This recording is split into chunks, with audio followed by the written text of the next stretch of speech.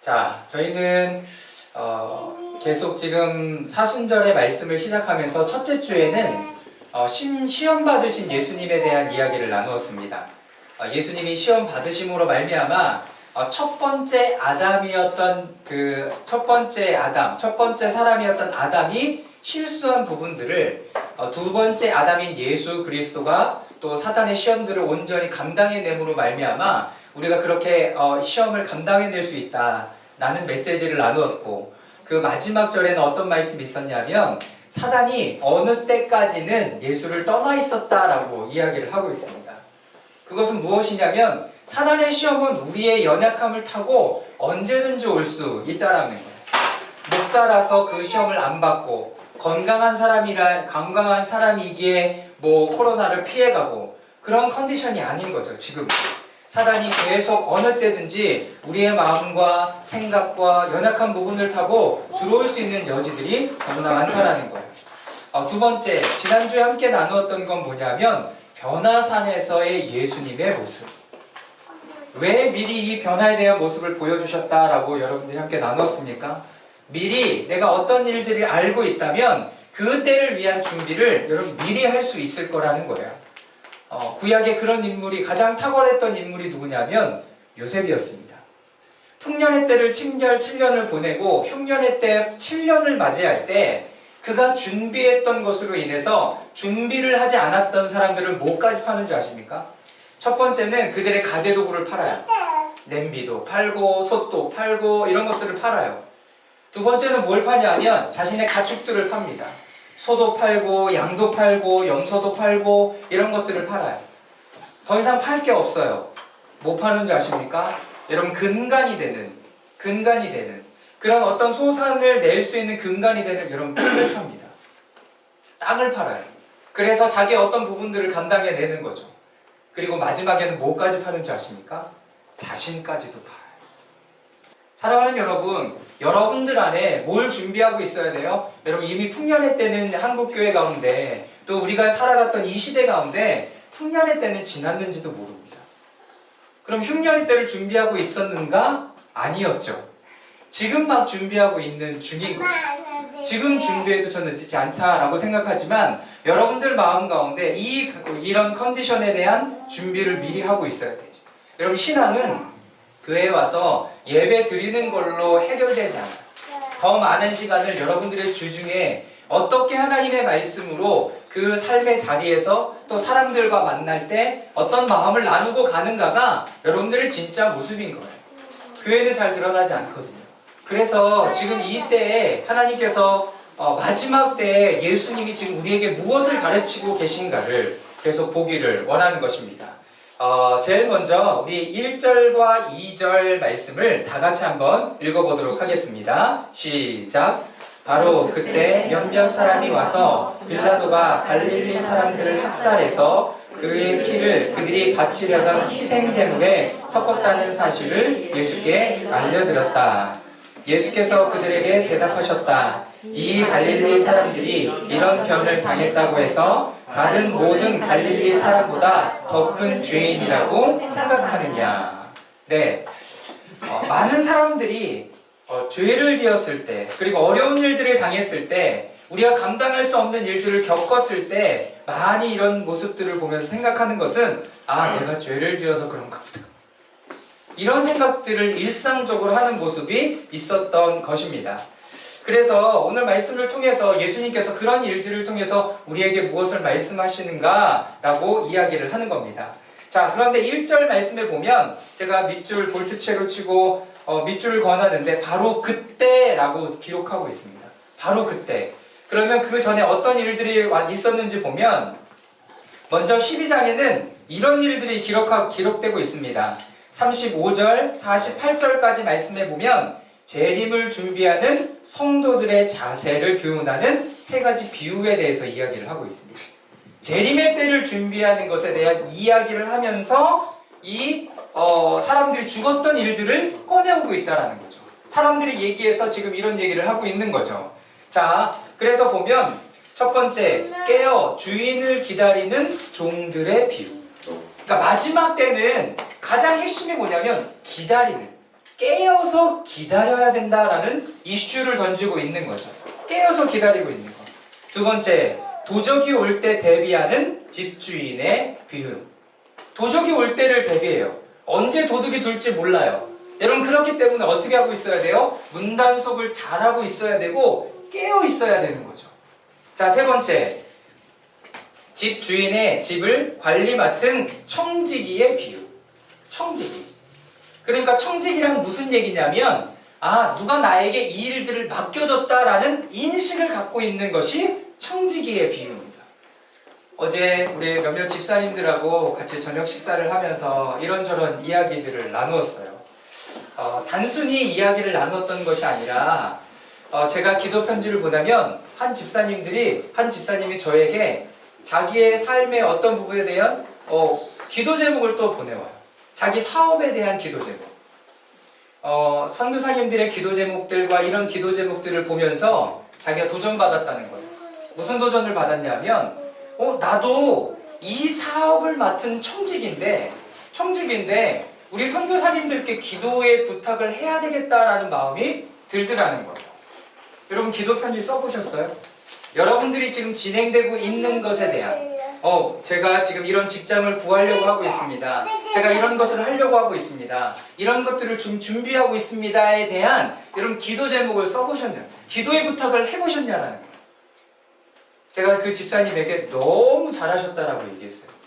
저도 물론 교회의 어떤 후원과 여러 가지 부분에 대해서 기도의 부탁을 하고 요청을 할 때 기도 편지를 보내고 한 달에 한 번은 무조건 쓰고 있습니다.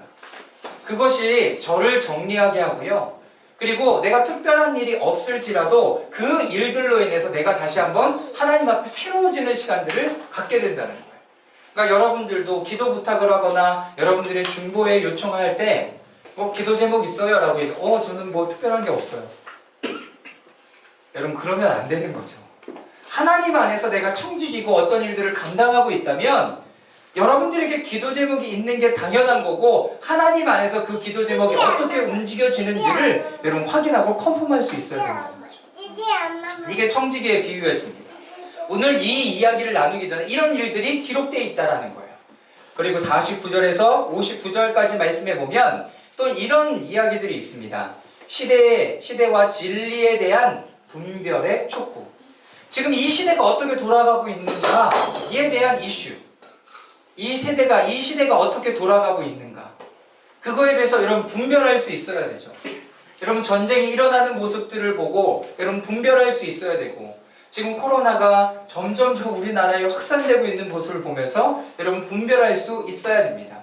그리고 58절에서 59절 말씀에 보면 조속한 회개에 대한 메시지를 주고 있다는 거예요. 빨리 하나님 앞에 돌이키는 시간들을 가지라라고 이야기를 하면서 오늘 본문 말씀의 13장의 1절 말씀, 바로 그때 이런 이야기들을 계속 하고 있는데, 마지막 때에 깨어 있어야 되는 거, 청지기에 대한 이야기, 시대에 대한 분별, 회개하십시오라는 메시지를 하고 있는데, 바로 그때 사람들이 와서 이야기를 하는 거죠. 빌라도가 사람들을 학살해서 그의 피를 바치려던 희생제물을 섞었다는 사실을 예수께 알려드렸다. 이게 뭐냐면, 갈릴리 사람들이 성지순례 하면서 그냥 오지 않고 예물을 가져오잖아요. 예물을 가져올 때 양도 가져오고 이런 것들을 가져왔는데 빌라도가 너무나 꼴보기 싫고 싫었던 거예요. 그래서 예배드리러 왔던 사람들을 죽여서 그들이 제물로 드리던 그 양이나 이런 거에 피에 섞어서 자기가 예배를 드려버린 거죠. 굉장히 끔찍한 얘기가 되는 거예요. 그런데 이 끔찍한 얘기를 듣고 사람들이 예수께 이야기를 하는 거죠. 이유는 뭐예요? 아까 종말의 때, 마지막 때의 회개에 대한 메시지를 듣고 이 이야기를 했으니 지금 예수님께 지금 뭐에 대한 이슈를 좀 건드리고 싶은 거예요. 예수님께서 2절에 이렇게 말씀하십니다. 다 같이 한번 읽어볼까요? 시작.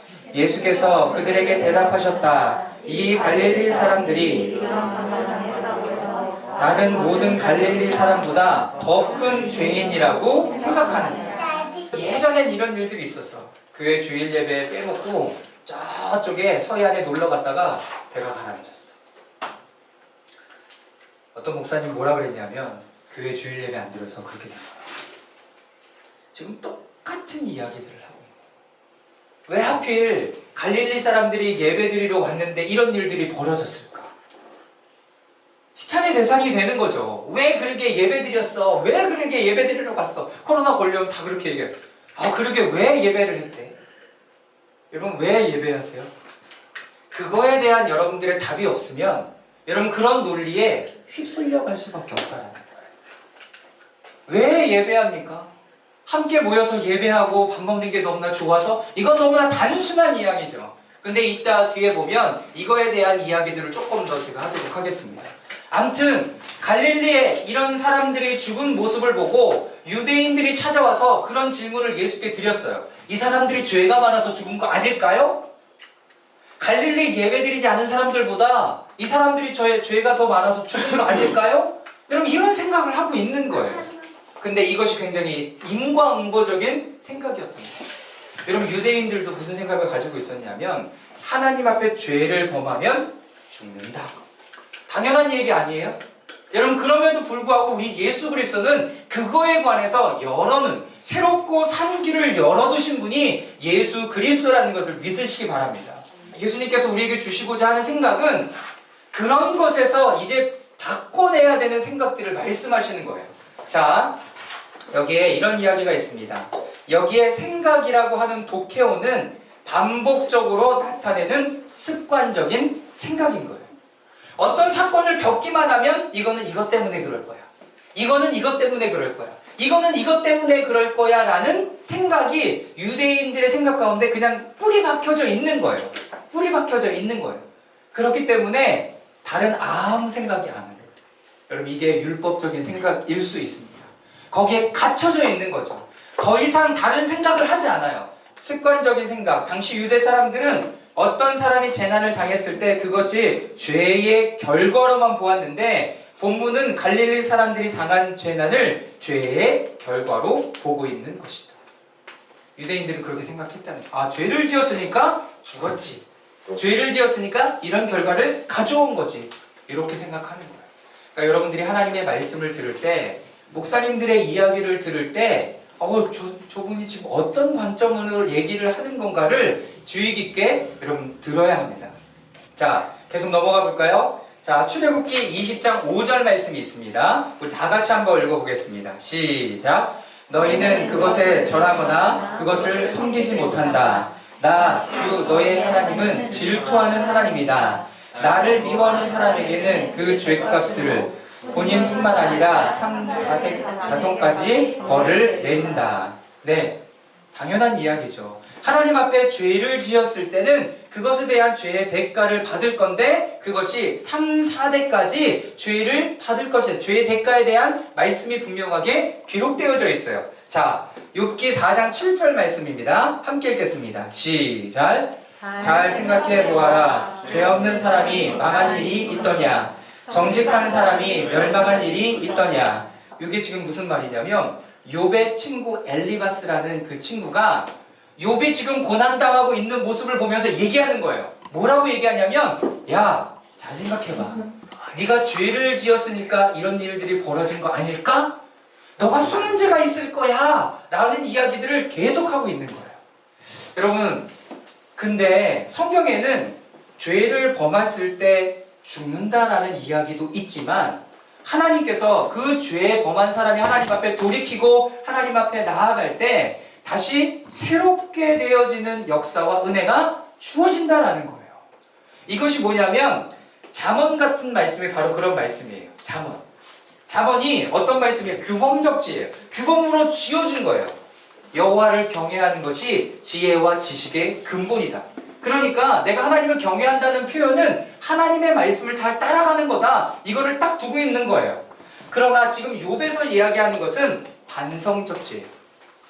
그러니까 고민해 보라는 거죠.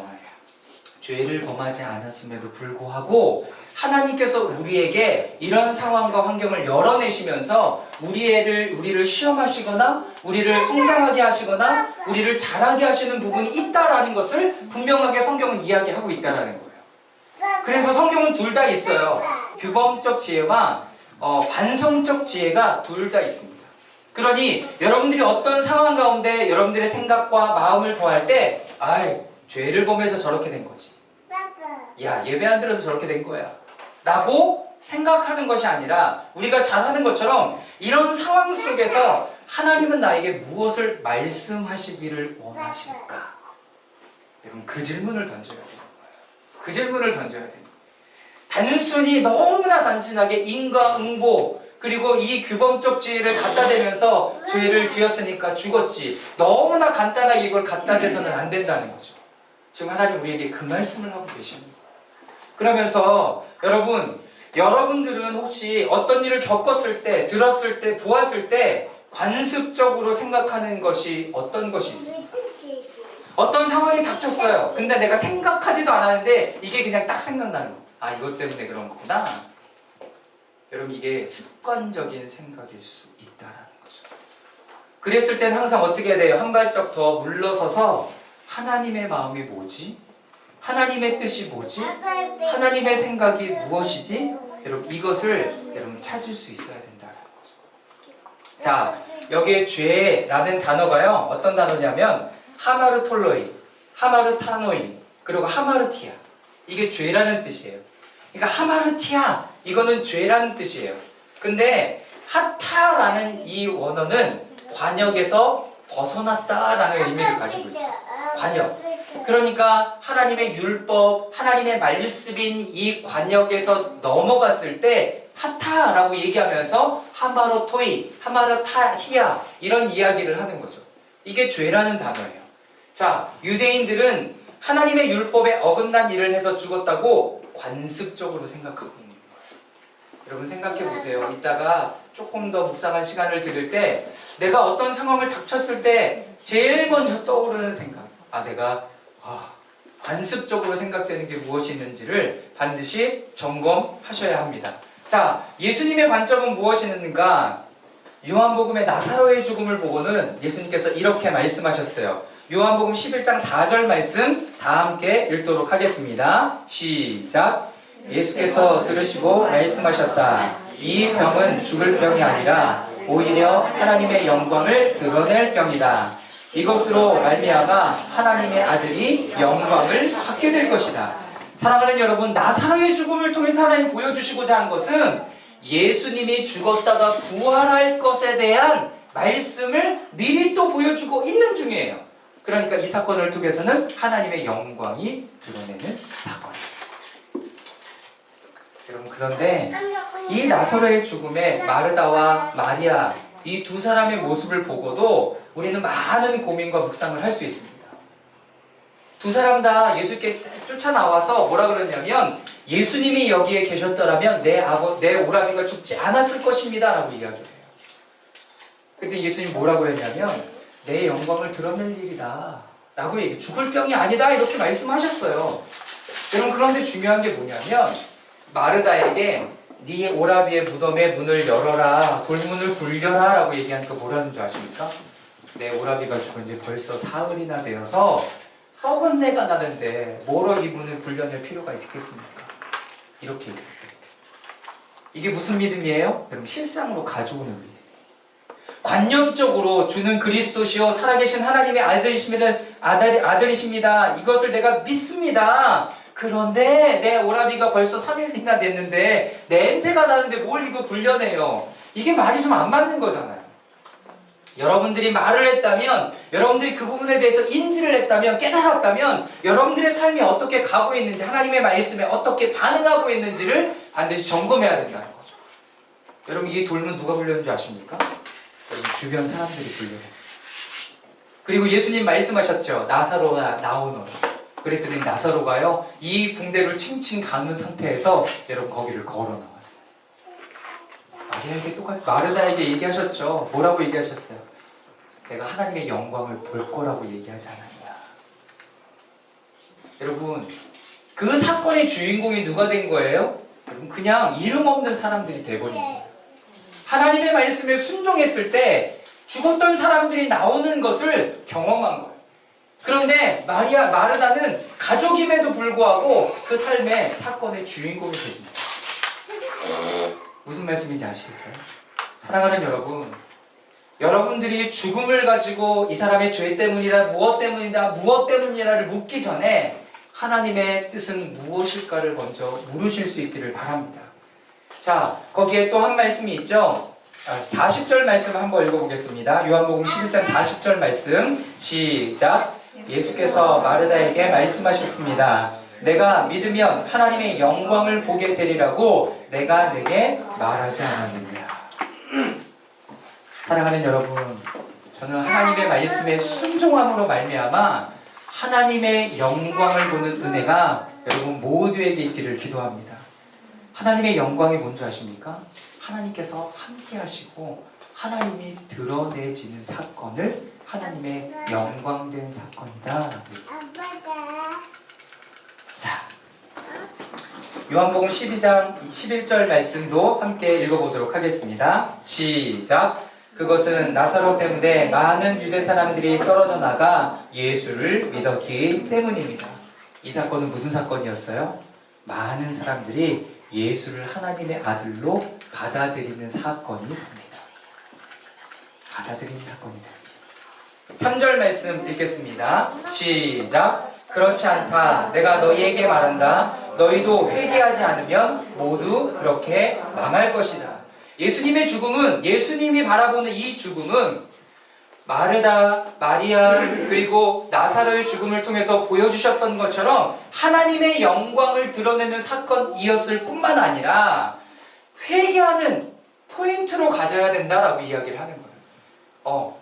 죽음이 이랬대 저랬대를 이야기하는 것이 아니라 내가 그 모습을 보고 내가 하나님 앞에 회개하고 돌이켜야 되겠구나 라는 그 마음의 때를 가져야 된다라는 것을 이야기를 하고 있다라는 것입니다.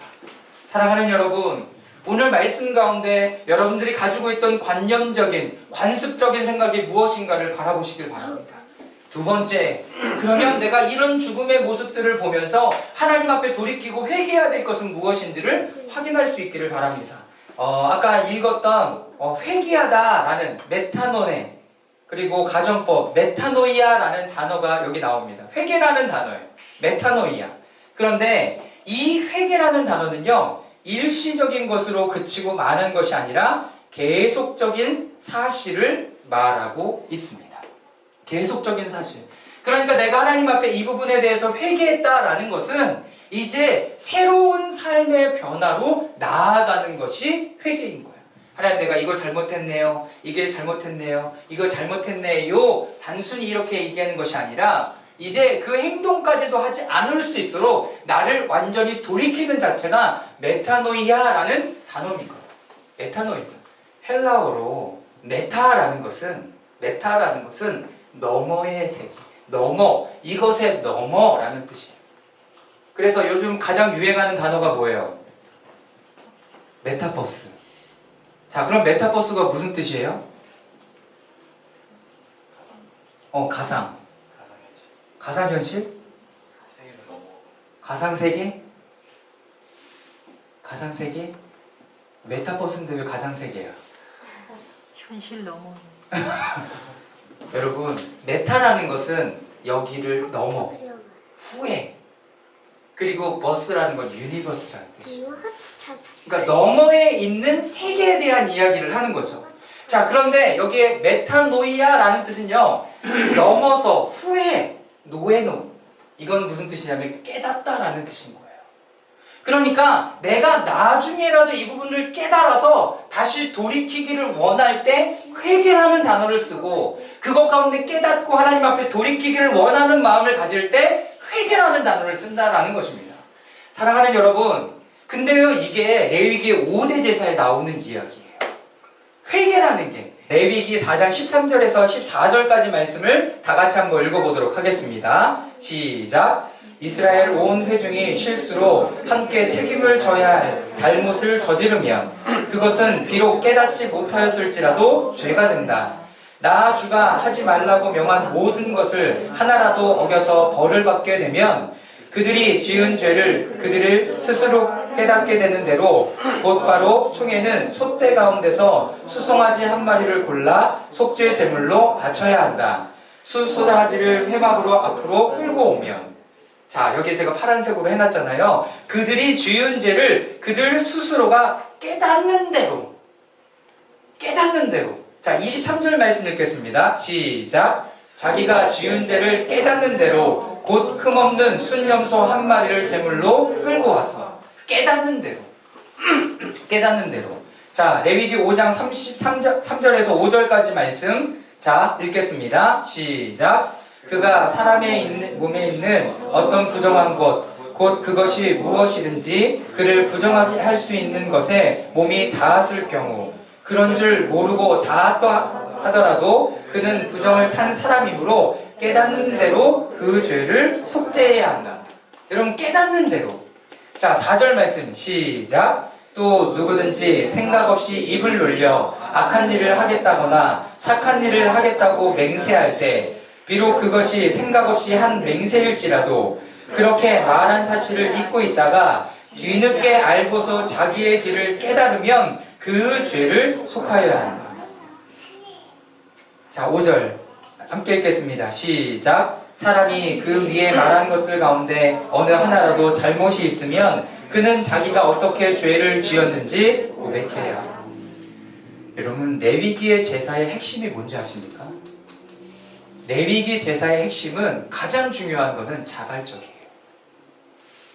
이 죄에 대해서 깨닫더라도 내가 나 하기 싫은데? 예물 하나님 앞에 드리면서 예배하기 싫은데? 이 시간 안 보내고 싶은데? 그러면 그 죄는 그 사람에게 여전히 있는 거예요. 그렇기 때문에 그 사람이 죄를 깨닫건 깨닫지 못하던, 여기 계속 그런 얘기가 나오잖아요. 내가 부지 중에 알지 못하는 중에 죄를 범했을지라도 나중에라도 이 부분이 깨달아지면 하나님 앞에 예물을 가지고 나와서 용서를 구하라 라고 얘기해요. 그런데 그거를 가지고 거기에 멈춰져 있는 삶, 그리고 무거운 삶으로 가지고 있는 게 아니라 하나님 앞으로 나와서, 그러면 이 예배를 통해서 뭐가 되는 거예요? 하나님의 사죄의 선언이 이루어지는 것이 예배라는 것입니다. 할렐루야. 내 마음 가운데, 주중 가운데 잘못된 부분들이 있었어요. 그래, 내 마음이 너무나 불편해. 하나님 앞에 회개했어. 돌이켰어. 그런데 교회에서, 그리고 목사님들이나 공동체에 나와서 예배하는 가장 중요한 이유는 뭔지 아십니까? 그 안에서 이야기하고 회개하고 나눔으로 말미암아 그 모든 죄의 이 짐을 하나님 앞에 내려놓는 시간이 예배 시간이에요. 두 번째는 뭡니까? 여러분들이 이 예배를 통해서 새로운 출발의 기회를 갖는 거예요. 그러니까 절대로 예배는 종교 생활이 되어서는 안 되는 거죠. 나 이번 주 주일 예배 못 드렸는데 꼭 가야 되겠다 라고 얘기한다면, 아까 유대인들이 생각했던 죄를 범해서 죽었던 생각과 다를 바가 없어요. 제가 그래서 레위기의 5대 제사에 대해서 그 개인 기도실 할 때 정리해놨던 10가지를 다시 한번 여기 기록해놨습니다. 다 설명하지 않고 여러분들에게 그냥 읽어드릴게요. 첫 번째, 예배는 모두 자발적이다. 두 번째, 예배의 본질이 바뀌는 것이 아니라 외형이 바뀌는 것이다. 계속 나오잖아요, 지금. 신약에도 그렇다면 구약에도 진짜 그런 모습으로 예배가 드려지고 있었던 거예요. 세 번째, 예물, 예수 그리스도를 기억하는 거다. 이제 그 예물이 바로 나이다. 그러니까 여러분들이 하나님 앞에 나와서, 하나님, 내가 예물로 하나님 앞에 드리기를 원합니다. 나를 온전히 태워드리기를 원합니다. 하나님, 나를 용서해 주십시오. 여러분, 이 고백이 되어지는 거예요. 자, 네 번째, 함께 읽겠습니다. 시작. 예배의 기본은 예배드리는 자의 삶, 그 자체가 중요하다. 네, 예배드리는 자의 삶, 그 삶 자체, 깨닫는 삶, 여러분, 그 자체가 너무나 중요하다는 거예요. 자, 그리고 다섯 번째 읽겠습니다. 시작. 예배는 주님의 은혜를 기억하는 것이다. 네, 주님의 은혜를 기억해서 나오는 거예요. 나를 위하여 십자가에 달려 돌아가신 그분이 내 죄를 용서하셨다는 그 은혜를 기본해서 하나님 앞에 나오는 거예요.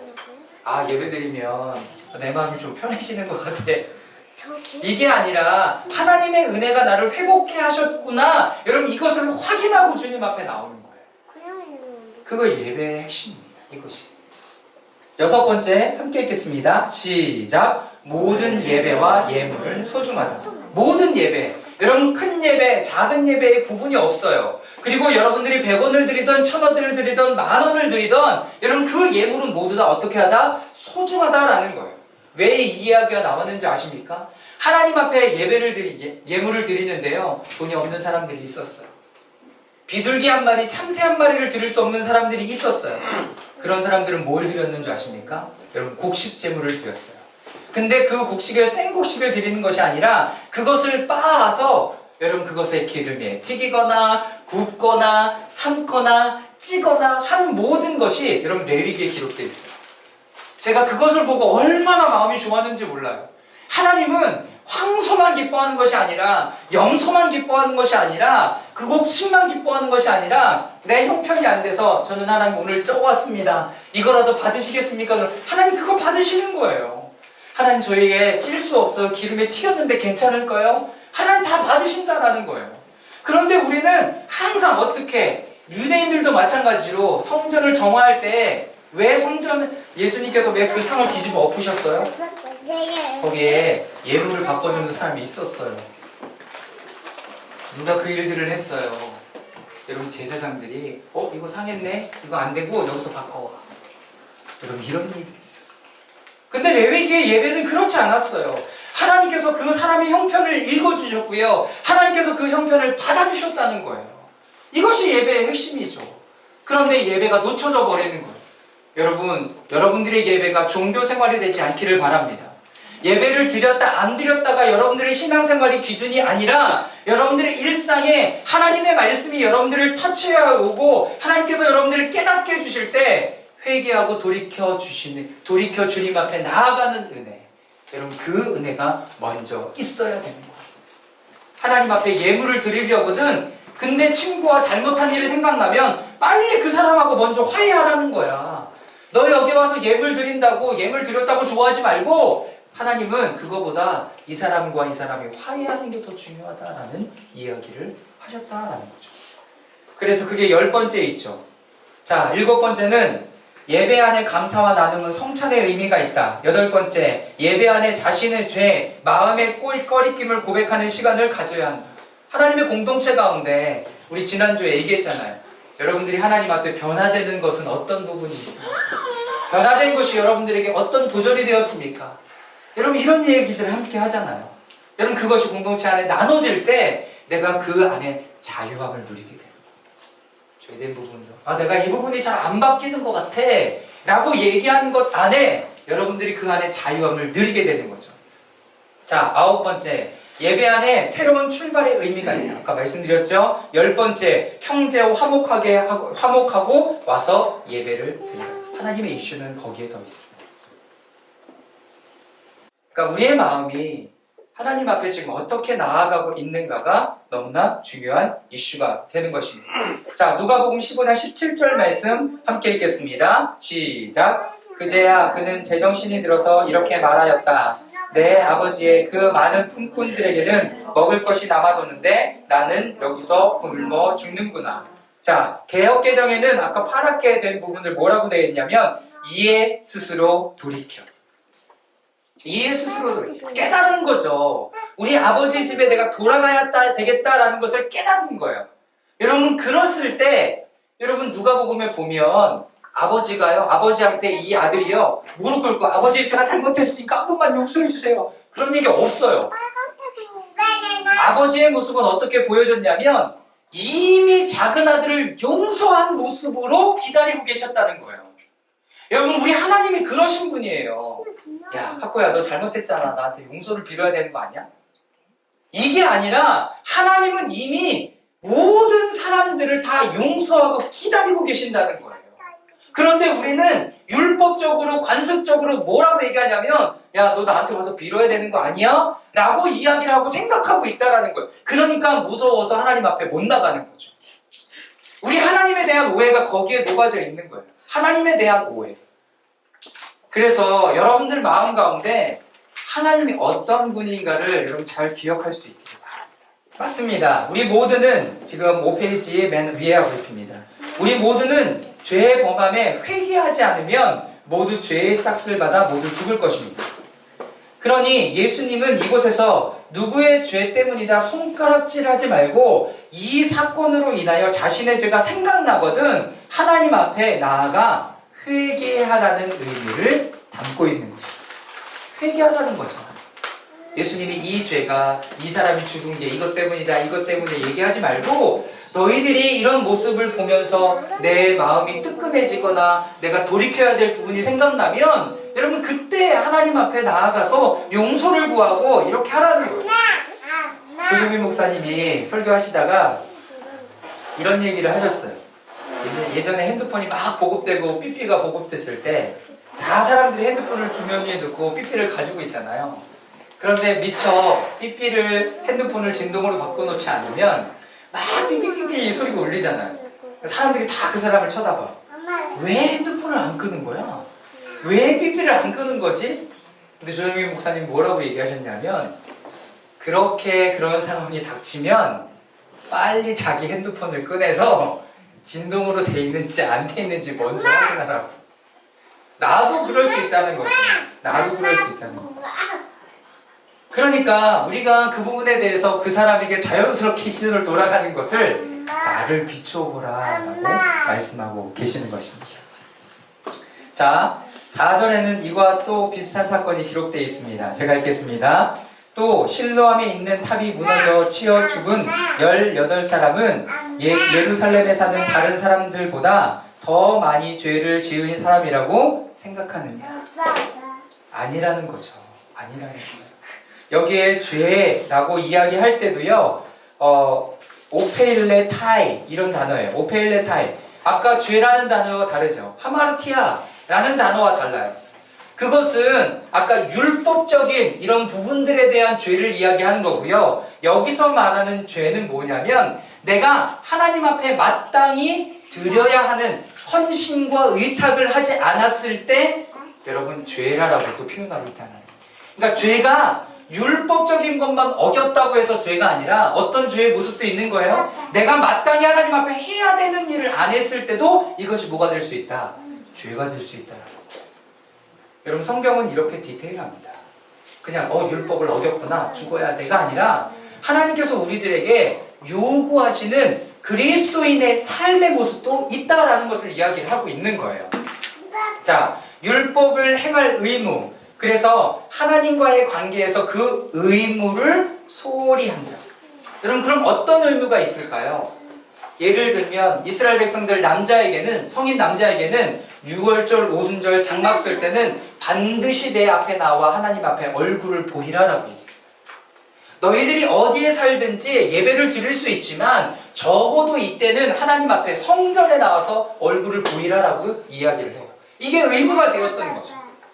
그러니까 이런 의무를 하지 않아서 실로암 망대에 있던 사람, 망대가 무너져서 거기에 있던 사람 18이 죽은 거를 이런 죄를 지어서 죽었다라고 말할 수 없다라는 거죠. 또 하나님께서 그런 의무는 있지만 그거를 다 사람들이 죽었다고 해서 죄 때문에 이렇게 죽었다라고 말할 수는 없는 일이었다라는 이야기를 계속 하고 있는 것입니다. 자, 5절 말씀 다 같이 읽겠습니다. 함께 읽겠습니다. 시작. 그렇지 않다. 내가 너희에게 말한다. 너희도 회개하지 않으면 모두 그렇게 망할 것이다. 하나님이 오늘 이 마지막 때에 예수 그리스도께서 보여주시는 모습은 예수 그리스도의 이름으로 회개하는 사건을 요청하고 계시는 중입니다. 여러분들 안에 관습적으로 들어와 있는 생각들이 있을 수 있습니다. 그리고 습관적으로 들어와 있는 생각들이 있을 수 있습니다. 어떤 상황을 닥치면 우리는 항상 그거 안에만 생각하는 생각들이 있는 거죠. 그래서 하나님 앞에 물으라라고 여러분들에게 말씀드리는 겁니다. 그런데 오늘 마지막에 말씀해 보면 포도원을 맡은 청지기의 비유가 나와요. 그러면서 뭐라고 이야기합니까? 자, 오늘 본문의 마지막 절 8절 9절 말씀만 우리 다 같이 한번 읽어보도록 하겠습니다. 시작. 그러자 포도원 지기가 그에게 말하였다. 주인님, 올해만 그냥 두십시오. 그동안에 내가 그 둘레를 파고 거름을 주겠습니다. 그렇게 하면 다음 철에 열매 맺을지도 모릅니다. 그때 가서도 열매 맺지 못하면 찍어버리십시오. 예수님의 마음은 뭐예요? 기다려 주십시오. 기다려 주십시오. 우리에게는 지금 이런 심판과 이런 시간들이 유예가 되어 있는 거예요. 하나님이 기회를 주고 계시는 거죠. 어떻게 살으라고요? 하나님 앞에 하나님의 기쁨이 되는 삶, 그리고 우리에게 맡겨주신 그 복음을 전하는 삶, 그리고 새로운 삶으로 살아갈 것을 우리들에게 권면하시면서 마지막 때에 대한 어떤 것을 계속 유예해 주고 계시는 중입니다. 성경에 이런 말씀이 있습니다. 베드로후서 3장 9절 말씀입니다. 시작. 어떤 이들이 생각하는 것 같이 주의 더디 지키시는 것이 아닙니다. 도리어 위에 오래 참으시는 것입니다. 하나님께서는 아무도 멸망하지 않고 모두 회개하는 데 이르기를 바라십니다. 네, 하나님이 원하시는 건 뭐예요? 여러분들이 모두 회개에 이르기를 바라십니다. 그냥 깨달았어가 아니라 깨달았는데 난 굳이 뭐 그렇게까지 깨달으면 되는 거 아니야? 아니에요. 깨달은 사람은 반드시 어디로 나와요? 하나님 앞에 나오는 거예요. 하나님, 내가 이런 잘못을 했네요. 여러분들의 죄를 하나님 앞에 고백하고 또 주님 앞에 나오고 또 그 가운데 그냥 오지 않고 예물을 드리고 이 예물이 바로 저입니다라는 믿음의 고백을 하는 자체가 하나님께서는 너무나 기쁘고 그런 삶을 원하신다라는 것입니다. 자, 고린도전서 10장 12절에서 13절까지 말씀입니다. 시작. 그런즉 선줄로 생각하는 자는 넘어질까 조심하라. 사람이 감당할 시험 밖에는 너희가 당한 것이 없나니 오직 하나님은 미쁘사 너희가 감당치 못할 시험을 당함을 허락지 아니하시고 시험 당할 즈음에 또한 피할 길을 내사 너희로 능히 감당케 하시느니라. 하나님께서 우리에게 주시는 시험은 우리를 죽이려고 하는 시험이 아니라 우리가 감당할 수 있는 만큼의 시험을 허락하시고, 그리고 하나님이 약속하시는 것을 왜 더디 이루어 주십니까? 하나님 지금 와주시면 안 됩니까? 라고 얘기하지만 하나님 더 많은 사람들이 하나님 앞에 구원받기를 원하는 마음이 하나님께서는 있으시다 하십니다. 사랑하는 여러분, 우리의 마음 가운데 가지고 있는 율법, 관습적인 예전에 해왔던 방법이 아니라 오늘 하나님께서 우리들에게 열어내시고자 하는 방법을 구하려면 하나님 앞에 물어야 합니다. 하나님 앞에 묻고 하나님, 내가 어떻게 나아가기를 원하시는지, 그게 성령의 인도함을 받아 나아가는 삶이 되는 것입니다. 그래서 우리의 연약함을 하나님 앞에 고백하고 또 돌이키고 새로운 삶으로 들여지는 여러분 모두가 되시기를 주님의 이름으로 축원합니다. 아멘.